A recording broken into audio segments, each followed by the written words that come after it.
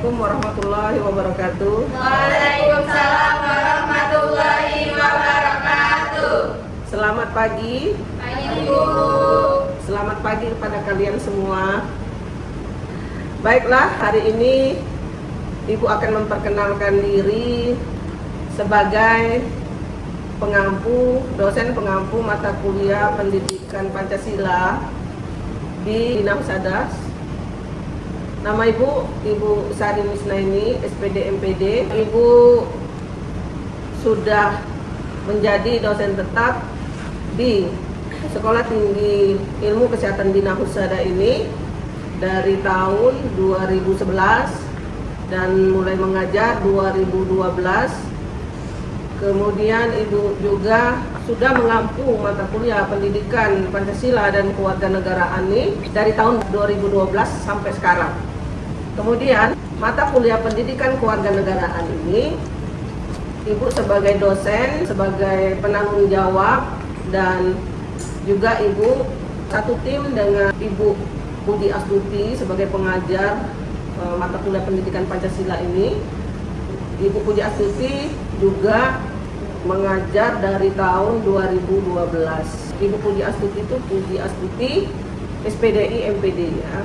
Kemudian untuk selanjutnya nanti kita bagi jadwal sesuai dengan jadwal tim. Kita akan mengajar mata kuliah Pancasila ini secara bergantian.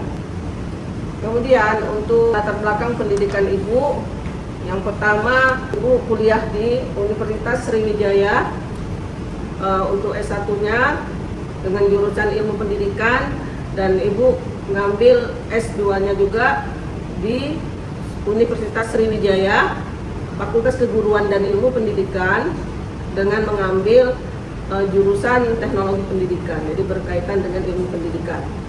Baiklah, marilah untuk perkenalan ini Ibu merasakan sudah kenal semua ya. Jadi untuk selanjutnya Ibu akan mengajar mata kuliah ini sampai 16 kali pertemuan. Selanjutnya kita sama-sama membuka perkuliahan kita ini dengan salam Bina Husada dan doa. Silakan dipimpin untuk salam Bina Husada dan doanya. Doa mulai. Doa selesai. Salam Bina Husada. Bina Husada gede. Budi utama Bina Husada. Visioner, jujur, peduli, disiplin, yes. Maju bersama. Bina Husada. Setelah perkenalan tadi, mari kita masuk materi tentang urgensi pendidikan Pancasila. Katanya pembelajaran mata kuliah pendidikan Pancasila ini mahasiswa mampu memahami tujuan pendidikan Pancasila. Mahasiswa mampu memahami pendidikan Pancasila. Mahasiswa mampu mengimplementasikan Pancasila sebagai etika politik dan ideologi. Mahasiswa mampu bertanggung jawab dan menerapkan Pancasila dalam konteks ketatanegaraan. Yang mahasiswa mampu mengetahui dan menerapkan Pancasila. Kemudian mahasiswa mampu memahami pentingnya Pancasila sebagai landasan pembangunan dan kehidupan bermasyarakat. Untuk selanjutnya latar belakang. Kenapa kita penting atau urgen sekali belajar tentang pendidikan Pancasila ini? Salah satunya karena mengacu kepada Undang-Undang Nomor 12 Tahun 2012. Jadi tahun 2012 yang menyatakan pasal 35 ayat 3 yang mengatakan bahwa perguruan kurikulum pendidikan tinggi wajib memuat mata kuliah pendidikan agama, pendidikan kewarganegaraan, pendidikan Pancasila, kemudian pendidikan agama dan pendidikan bahasa Inggris. Jadi mata kuliah pengembangan kepribadian itu ada 5. Ini masuk ke undang-undang ini. Kemudian Permendikbud Peraturan Menteri Pendidikan Kebudayaan Nomor 3 Tahun 2020 yang mengatakan bahwa Pancasila merupakan bagian dari mata kuliah wajib dipenuhi. Jadi seluruh perguruan tinggi laki-laki wajib mempelajari pendidikan Pancasila. Jadi seluruh jurusan apapun, kalau masih perguruan tinggi, ini adalah mata kuliah wajib yang harus ditempuh. Kalau tidak mengikuti, dia tidak bakal bisa lulus sarjana. Kan tadi wajib. Jadi kalau wajib itu, kalau seluruh mata kuliah itu sudah ditempuh. Kalau belum ditempuh, nggak bisa. Jadi harus ulang. Itu mata kuliah wajib. Ada 5 mata kuliah yang wajib, yang harus diajarkan di perguruan tinggi. Kemudian surat edaran Dirjen Dikti Kemendikbud nomor 103 2021 ya, bahwa pendidikan Pancasila harus diajarkan secara mandiri, bukan digabung dengan mata kuliah lain. Itu. Kemudian latar belakang kenapa pendidikan Pancasila ini jadi wajib diajarkan di perguruan tinggi. Yang pertama adalah latar belakang dari Pancasila sebagai dasar negara dan ideologi negara. Jadi Pancasila ini adalah pedoman hidup bernegara. Jadi setidaknya seluruh warga negaranya harus paham tentang ideologi Pancasila, harus paham, mengerti, bertanggung jawab, dan bisa melaksanakannya. Jadi itu sebagai pedoman hidup bernegara. Kemudian kenapa bisa seperti itu? Karena masa kritis pemahaman tentang ideologi Pancasila ini tantangannya paling berat di masa kamu ini ya, generasi muda. Karena generasi muda ini sangat rentan dengan era digital ya. Yang pengaruh era digital itu perilaku buruk, pola berpikir buruk, kemudian semua yang pacak diakses di era digital itu bisa mempengaruhi masa depan kamu juga. Jadi sehingga nanti dikhawatirkan tidak bisa terfilter lagi, tidak bisa tersaring lagi. Jadi budaya-budaya yang tidak sesuai dengan ideologi Pancasila itu masuk ke Indonesia. Terutama yang paling cepat aksesnya itu kaum generasi muda. Sehingga kamu itu dianggap kritis dalam akhlak dan moral. Sehingga Pancasila ini wajib diajarkan di perguruan tinggi ya. Yang pertama, tantangan yang paling berat di era sekarang itu adalah tantangan globalisasi. Di mana globalisasi itu merupakan pengaruh budaya yang hidup sehingga mengikis nilai-nilai luhur Pancasila atau nilai-nilai bangsa kita. Nilai-nilai bangsa kita itu nilai spiritual, ya, nilai gotong royong, nilai kerjasama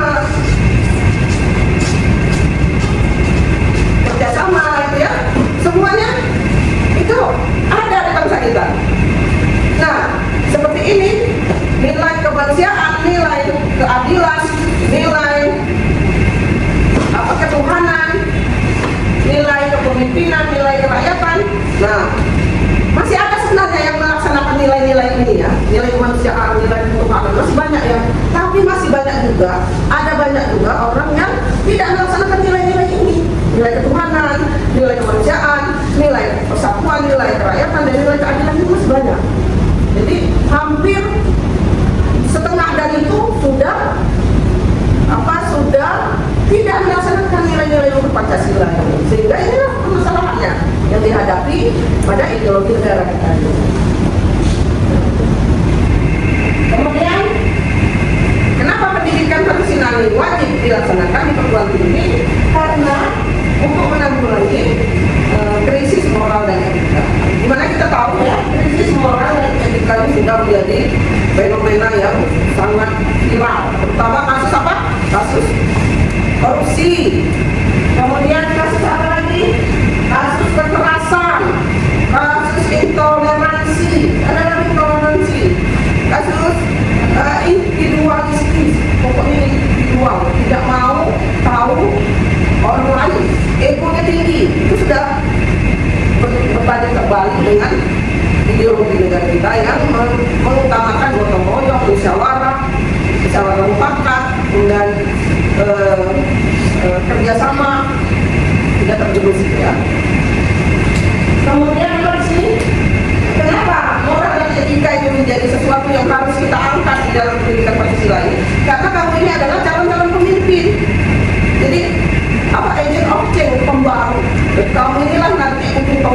pembangunan. Kedepannya Indonesia ini mau seperti apa kelihatan di generasi kami ini kemudian depannya. Jadi bukan generasi ibu lagi bukan, generasi kamu yang akan menentukan bagaimana. Kemudian ya, secara ininya kita harus membekali mahasiswa ini dengan moral dan etika yang memadai agar tidak mudah tergerus dengan arus globalisasi tadi. Arus globalisasi di era digital ini yang tadi yang kita sebutkan tadi, banyaknya kasus korupsi karena bisa jadi karena mereka melihat kehidupan hedonisme dari pemimpin kita. Nah, untuk pemimpin kita bisa jadi ya, atau orang-orang yang hidupnya bisa dikatakan hidup yang sudah tidak mementingkan kepentingan orang banyak, tapi mementingkan diri sendiri. Itu kita tahu bahwa korupsi untuk menjatuhkan moral orang lain itu misalnya hanya cukup dengan berita hoak. Berita hoak itu yang benar jadi salah, yang salah jadi benar. Inilah yang menjadi permasalahan di negara kita ini. Karena sumbernya itu dari sumber di era digital ini. Di era digital ini bisa merubah semuanya, termasuk pola hidup kita. Pola hidup kita yang dulu tadinya bisa dikatakan sangat sehat, sangat sederhana, kemudian lebih mementingkan kepentingan orang banyak hilang. Itu. Kemudian yang keempat adalah kenapa kita perlu mengajarkan pendidikan Pancasila ini di perguruan tinggi, salah satunya untuk memperkuat komitmen kebangsaan. Komitmen kebangsaan itu adalah rasa kesukuan ya. Jadi kalau kita ini ada berapa suku, kalau dihitung di ininya mungkin 300 lebih bahasa, 6.000 suku ya. Jadi suku-suku ini bisa mempengaruhi rasa persatuan dan kesatuan. Misalnya kecenderungan orang untuk lebih mementingkan suku dan budayanya sendiri, lebih bangga dengan suku dan budayanya sendiri. Itu wajar kalau ini, tapi ketika dia sudah menjadi konflik, lebih mementingkan kesukuannya daripada lebih mementingkan kesukuannya daripada mementingkan orang banyak. Jadi mempersatukan suku itu jadi terhambat karena kita lebih senang berkumpul dengan orang satu suku, satu bahasa, satu agama misalnya ya. Padahal kita tuh seharusnya tidak seperti itu. Kita lebih netral. Kita merangkum semua agama, bisa agama ini kita tetap berbuat baik dengan orang yang di luar agama kita gitu. Atau di luar suku kita, atau di luar budaya kita. Kita tetap harus menjaga. Jangan sampai kita membanggakan kesukuan kita di depan teman kita yang tidak sama dengan suku kita, misalnya suku Jawa dengan suku Sumatera kan misalnya. Sumatera dengan kekerasan suaranya ya, sehingga orang Jawa tersinggung.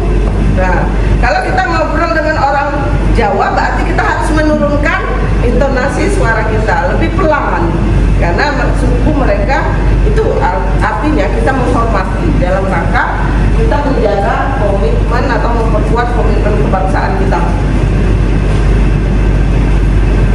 Kemudian mengembangkan civic engagement dan kepemimpinan demokrasi di pendidikan tinggi.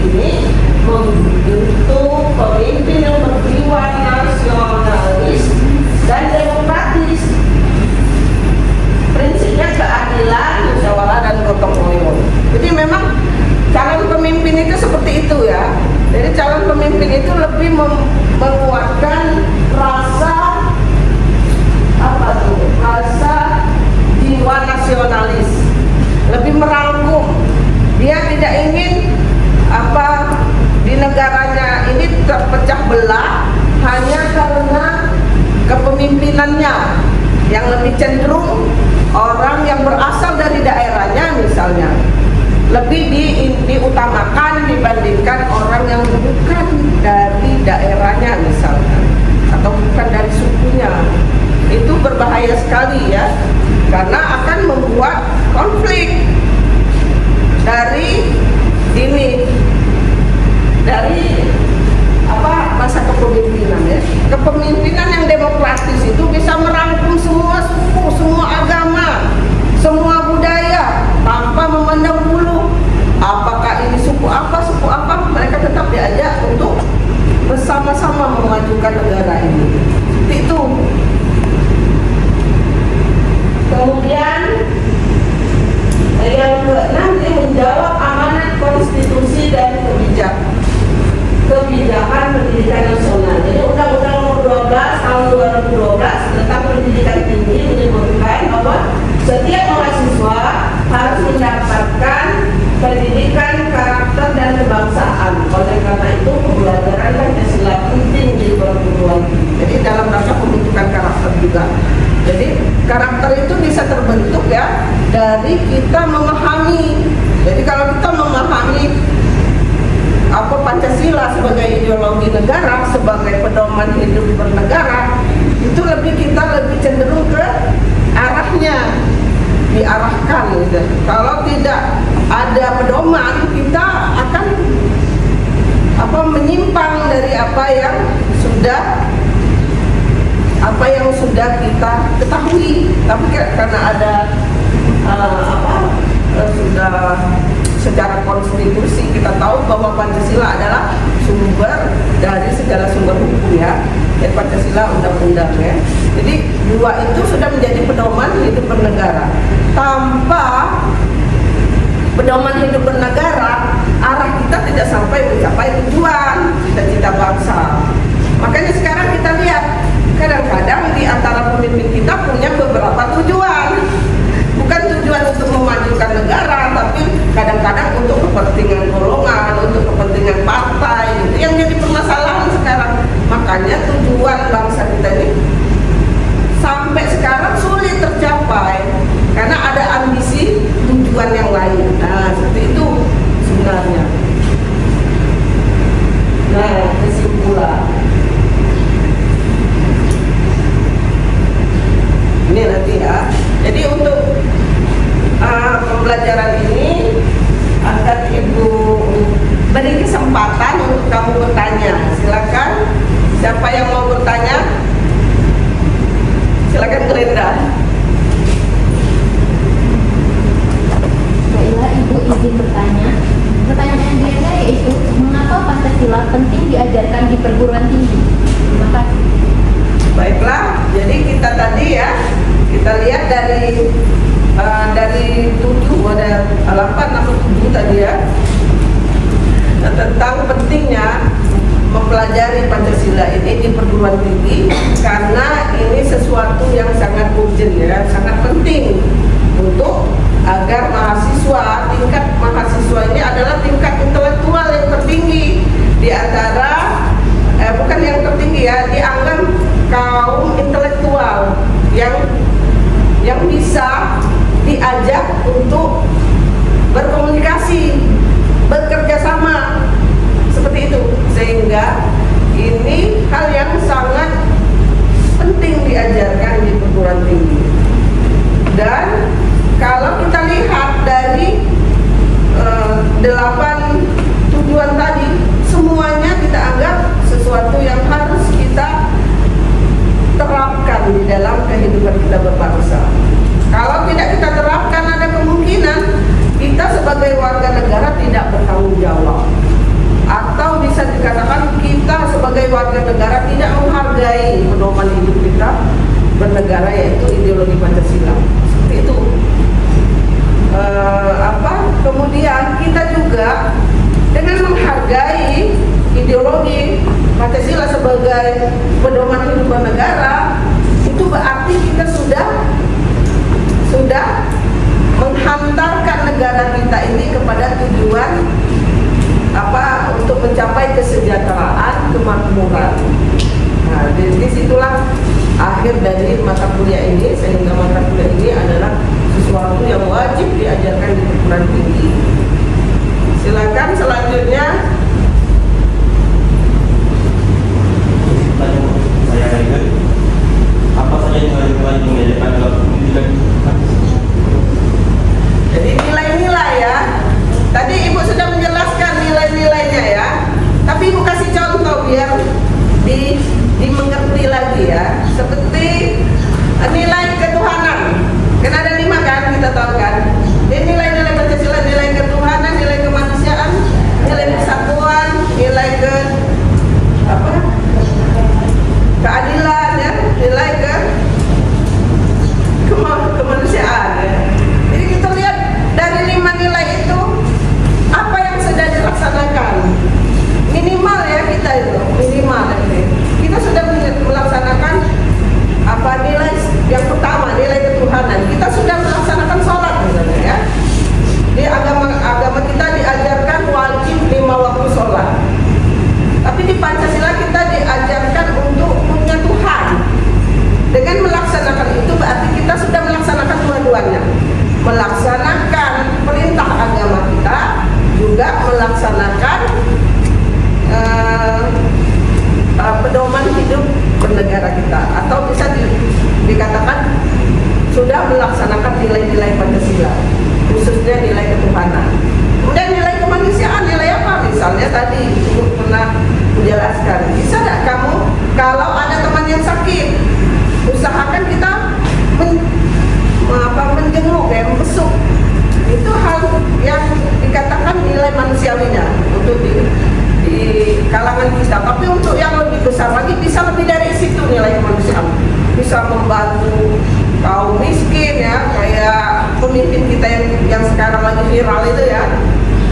Bisa membantu membangun rumah kumuh ya, menjadi rumah yang layak tinggal, atau bisa membantu pendidikan gratis, atau kita lihat bisa membantu memberi pembiayaan untuk kesehatan, terutama BPJS-nya ya, bisa berobat tanpa biaya yang bisa dikatakan ada biaya-biaya yang sangat besar. Enggak, itu nilai manusiawinya.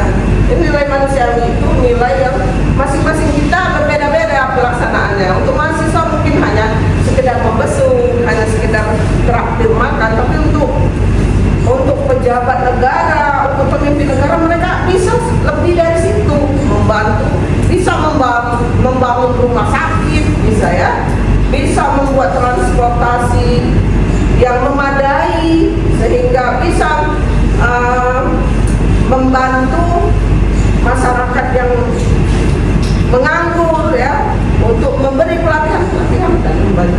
Dan nilai persatuan tadi kata Ibu, nilai persatuan bisa tidak persatuan itu terjaga, bisa, asal kita tidak ada rasa kesukuan yang tinggi. Satu misalnya, ada yang menikah sekarang, menikahnya orang Jawa menikah dengan orang Medan misalnya, atau orang Padang dengan orang Sekayu misalnya. Ini di Palembang ya, karena Palembang jadi saya contohkannya di Palembang. Itu salah satu mengikis nilai kesukuan dan membangun nilai persatuan. Jadi orang yang sudah tahu dengan karakter berbagai daerah, dua suku digabung jadi satu, itu dalam rangka mengecil rasa nilai persatuan yang dulu sudah hampir hilang. Kita adalah cenderungnya berburuk sangka ya dengan orang di luar dari daerah kita. Biasanya ada yang terkenal, misalnya orang Padang seperti ini kan, sehingga orang yang ini tidak mau berteman dengan orang Padang, itu salah satunya. Kemudian nilai kerakyatan tadi ya, nilai kepemimpinan itu sangat penting. Jadi 90% sebenarnya bisa dikatakan 99% itu negara dinas kesehatan, organisasi itu tergantung dengan pemimpinnya.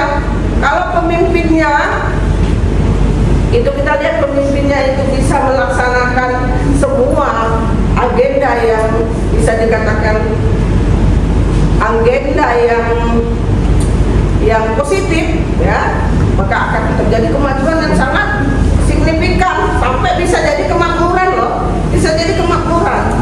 Tapi kalau kepemimpinannya dibawa dengan perilaku atau pola-pola yang kepemimpinan yang tadi yang banyaklah negatifnya, negara ini akan mundur secara cepat. Sudah mengerti kira-kira? Itu tadi ya, yang bertanya tadi sudah mengerti? Mengerti. Jadi terakhir itu nilai kemanusiaan ya, jadi nilai kemanusiaan sudah dijelaskan tadi. Sekarang dari pembelajaran ini apa saja yang bisa kamu pahami tentang tujuan pendidikan atau urgensi pendidikan Pancasila ini? Silakan. Puja. Silakan Puja ya. Ibu mau mengetahui sampai di mana pemahaman kamu tentang perkuliahan kita pada hari ini.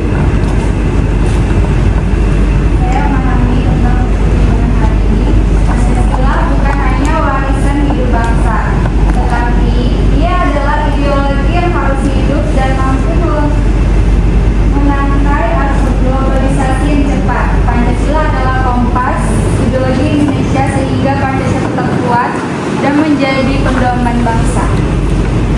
Nah, dari sini ya berarti kamu sudah paham dengan materi kita pada hari ini tentang urgensi pendidikan Pancasila. Jadi untuk hari ini kita cukupkan kuliah kita pada hari ini. Semoga apa yang kita pelajari kita bisa memahami, menerapkan semua yang disampaikan tadi. Baiklah Ibu, akhiri kuliah kita pada hari ini dengan wassalamualaikum warahmatullahi wabarakatuh.